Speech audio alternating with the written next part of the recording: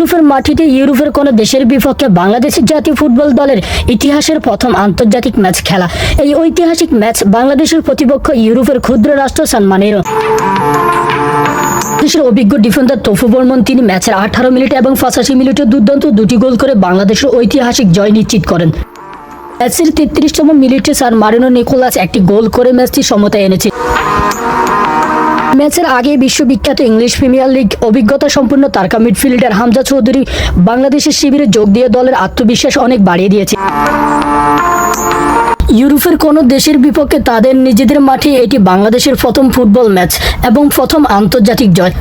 ম্যাচের 13তম মিনিটে শেখ মুরসালিনের ক্রসে হেড করে তৌফু বর্মন যে গোলটি করেন সেটি ইউরোপের মাটিতে কোনো বাংলাদেশি ফুটবলারের করা প্রথম আন্তর্জাতিক গোল। সান মারিনোর বিপক্ষে 1-2-0 গোলের জয়টি বাংলাদেশের ফুটবল ইতিহাসে এক স্বর্ণ অক্ষরে লেখা অধ্যায় হিসাবে যুক্ত।